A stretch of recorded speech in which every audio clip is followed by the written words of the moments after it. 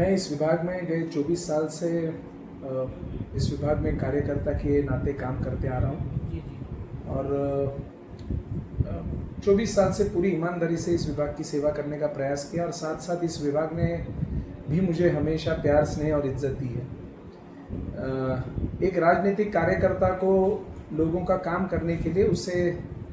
सत्ता मिलनी बहुत ज़रूरी है, तभी उसके माध्यम से, सत्ता के माध्यम से वो लोगों की सेवा कर सकते हैं।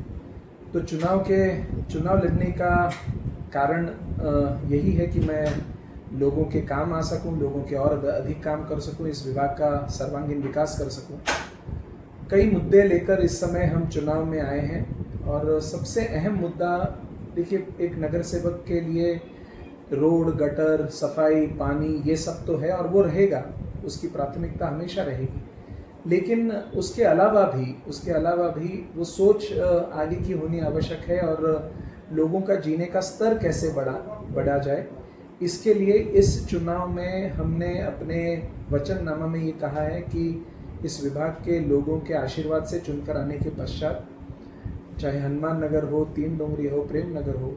यहाँ पर सरकार के एसआरए योजना को और तेज़ी से कैसे चलाया जा सके, लोगों को अपने हक के, अपने अच्छे घर में कैसे तक ले जा सके, उसके लिए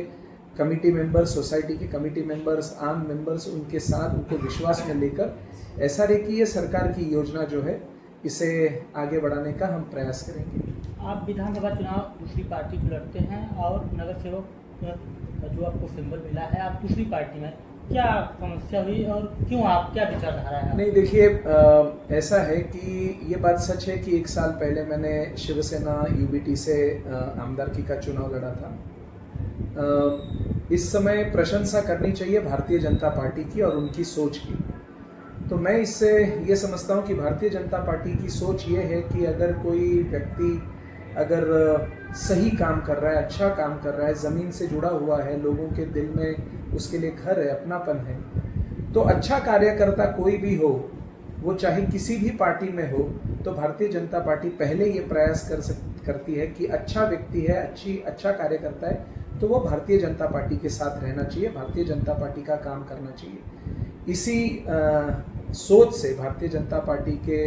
और महाराष्ट्र के मुख्यमंत्री आदरणीय देवेंद्र जी ने, कैबिनेट मिनिस्टर आशीष शेलार जी ने और मुंबई अध्यक्ष आमदार अमित साटम जी ने पार्टी के और अपने दिल के दरवाजे मेरे लिए खोले हैं और आज फिर एक बार भारतीय जनता पार्टी में काम करने का अवसर उन्होंने मुझे दिया है और मैं ये आपके माध्यम से इस विभाग के और गोरेगांव की जनता को आश्वस्त करता हूँ कि बहुत ईमानदारी से आज तक काम किया है और भी कैसे बेहतर काम कर सकूं, इसके लिए मेरी कटिबद्धता हमेशा रहेगी। देश के जो प्रधानमंत्री हैं मोदी जी के बारे में क्या अच्छाई, क्या उनका आपको अच्छा लगता है? देखिए, सबसे पहले एक साधारण घर के, साधारण बैकग्राउंड के एक व्यक्ति अपने कर्तृत्व के ऊपर इस देश के प्रधानमंत्री बनते हैं, ये सबसे पहले हमारे देश की लोकतांत्रिक पद्धति कितनी बड़ी है, इसकी सोच कितनी बड़ी है, ये इसको चितराती है। मोदी जी के बारे में जितनी प्रशंसा की जाए कम है। आज इस पूरे विश्व में अगर भारत का नाम और भारतीयों का नाम अगर इज्जत से लिया जाता है तो उसका बहुत बड़ा श्रेय ये नरेंद्र मोदी जी को है। एक ऐसा नेतृत्व जिसे विरोधी पक्ष भी मानेंगे कि एक दिन की छुट्टी लिए बगैर गए 11 साल से निरंतर इस देश की सेवा के लिए वो समर्पित है और उनका केवल एक ही लक्ष्य है कि नेशन फर्स्ट, ये लक्ष्य लेकर जो व्यक्ति चलता है, तो ऐसे व्यक्ति के पीछे देश अगर भक्त नहीं होगा तो क्या होगा। जिस तरीके से राहुल गांधी बार बार प्रधानमंत्री पर आरोप लगाते हैं कि ये वोट चोर है, इस पे क्या विचार है? देखिए, मैं चुनाव में जब भी हारा भी, विपक्ष में रहते हुए भी जब चुनाव हारा, मैंने ना किसी मीडिया के सामने ना व्यक्तिगत कभी इस बात को कहा है कि चुनाव हारने के पीछे ईवीएम जवाबदार है, चुनाव हारने के पीछे उस पार्टी की आइडियोलॉजीज या पार्टी लोगों को कन्विंस नहीं कर सकी, लोगों पे विश्वास नहीं दिला सकी, वरना ये वोट चोरी और ये सब ये एक हारने के बाद का एक एक्सक्यूज़ है और इसको बहुत सीरियसली इस देश की जनता नहीं लेती है। वो राहुल जी अपना एक एजेंडा चला रहे हैं, वो चलाएं, वो हर एक विरोधी पक्ष को अपना एजेंडा, अपना नैरेटिव सेट करने का हक रहता है। लेकिन उसका सिंपल उदाहरण मैं आपको बताता हूँ। अभी महाराष्ट्र के ग्राम पंचायत के चुनाव हुए,